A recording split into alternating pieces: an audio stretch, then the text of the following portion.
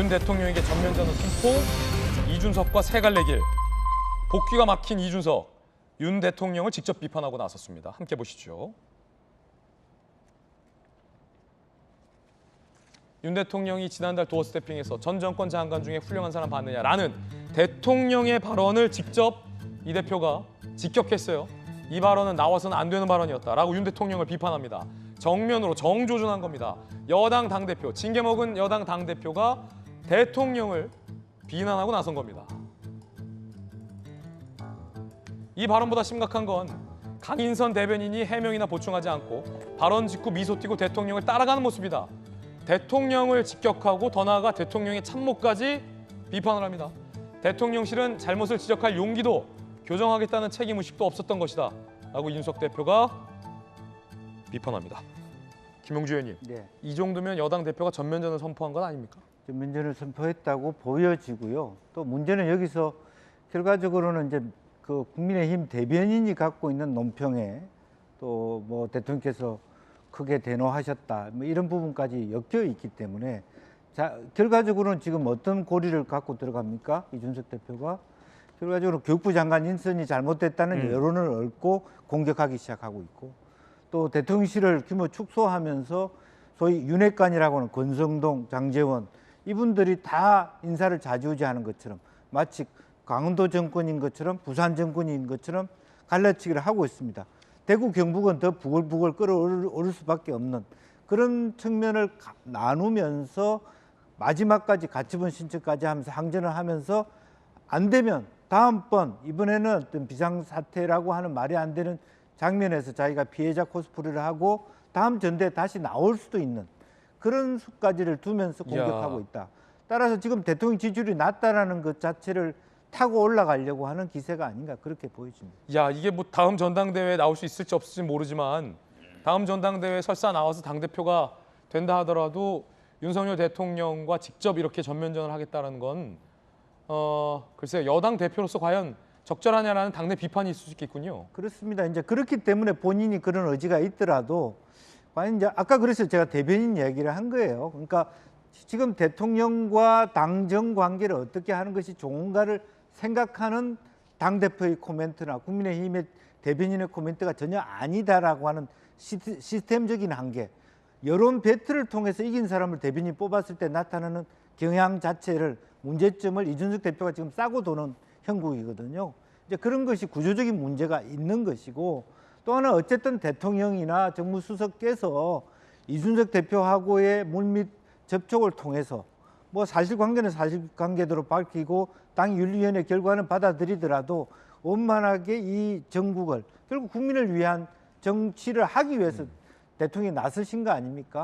그런 조치도 좀 더 필요하다 생각이 듭니다. 자, 당 안팎에서는 정무수석이 도대체 뭘 하고 있냐라는 질타도 나오고 있다고 합니다. 정무수석, 대통령실의 정무 기능이 정지된 거 아니냐, 뭐 이런 비판도 있습니다.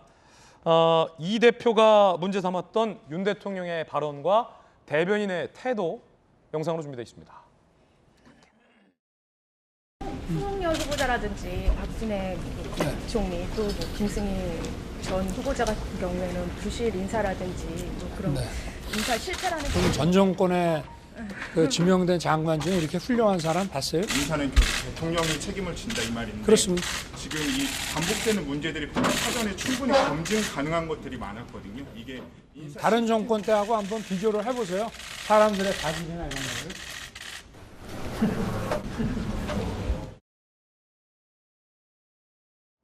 자, 이 대목을 이준석 대표가 문제 삼은 건데 김병 대변인님, 네. 어떻게 보십니까? 그러니까 내용의 이해를 돕기 위해서 저 당시 있었던 일 때문에 국민의힘의 이준석 대표가 토론 배틀을 통해 뽑았던 박민현 청년 대변인이 있고 이 청년 대변인이 페이스북에 글을 쓰면서 윤석열 대통령을 직격했고 그 내용들 때문에 결국 대통령실이 진노해서 이 사단까지 온 것 아니냐는 조선일보 주필의 칼럼이 있었습니다. 칼럼은 칼럼일 뿐 여기서 나왔던 내용들은 그 주필의 여러 가지 생각을 담고 이야기를 들어가면서 썼던 그 사람의 견해입니다. 근데 그 사람의 견해를 팩트인 양 찍어서 이 내용을 가지고 글을 올리고 대통령 향해 직격하는 여당 대표의 모습은 저는 듣도 보도 못한 내용이 아닌가라는 말씀을 먼저 드리고 싶고요. 듣도 보도 못한 대표의 모습이다. 그리고 그 칼럼의 내용을 보게 되면 여당의 대변인이 나서서 자당의 대통령을 향해서 직격하게 되는 모습을 듣도 보도 못한 일처럼 썼던 기억들이 나게 되는데요. 저도 지난 대통령 선거 시절부터 특히 이제 윤석열 대통령 후보가 경선을 거쳐서 본선으로 가게 됐을 때는 당의 대변인으로서 대통령 후보의 대변인까지 겸직을 하게 됩니다. 그때 우리 당의 대표는 이준석 대표였고요. 이준석 대표가 했던 많은 일들 중에 긍정적인 면도 있지만 굉장히 부정적으로 꼭 이렇게까지 얘기를 했었어야 되는가 싶은 내용들이 상당한 수가 있었지만 그 당시 당의 대변인들이 나서서 우리 당의 대표를 향해서 글을 쓰거나 이렇게 해서는 안 됩니다, 이렇게 가야 됩니다라고 얘기하는 대변인의 모습을 찾을 수가 있었겠습니까? 그러니까 그 당의 대변인이라는 것은 본인이 생각해서 하고 싶은 이야기가 있을지라도 당의 입장을 대신 전달하는 일이기 때문에 혼자의 생각과 말과 행동들을 전하는 것이 아니라 상시 당과 함께 논의하고 숙고하면서 이야기를 끌어가게 되죠. 얼마든지 윤석열 대통령이 하는 모든 행동들에 대해서 국민들께 찬사받고 박수받는 일이라고 어찌 얘기를 하겠습니까?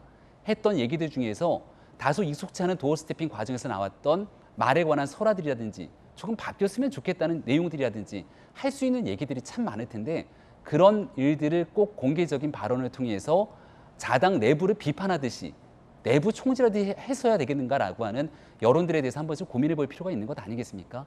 근데 그 내용을 다시금 또 끄집어내서 이제는 대통령과 전면전이라도 하겠다는 듯 나서는 이준석 대표의 모습이 매우 안타깝다 이렇게 말씀을 드리지 않을 수 없고요. 지금 많은 국민들이 보시는 건 제발 좀 그만 싸우고 국민들 위해서 여당이 왜 국민이 정권 교체했는지에 대한 본질을 좀 신경 써라라고 하는 모습들 이 말 아마 이준석 대표를 비롯한 모든 사람들에게 다 전달되는 내용일 거라고 생각합니다. 지금 이준석 대표 6개월의 당원권 정지를 통해서 자숙해야 되는 시기 아닌가요? 그 내용 속에서 해야 되는 일들에 대한 본인의 책무에 대해서 좀 고민해보는 시간이었으면 좋겠습니다. 자, 그런가 하면 대통령실은 이 대표의 직격에 대해서 어떤 반응을 내보였을까요? 대통령실의 반응입니다. 최영범 수석이 정치인들의 의견 표명에 일일이 입장 밝히는 건 적절하지 않다. 당내 사정이 복잡하니까 여러 말씀을 하시는 걸로 이해하고 있다라고 직접 대응을 자제했습니다.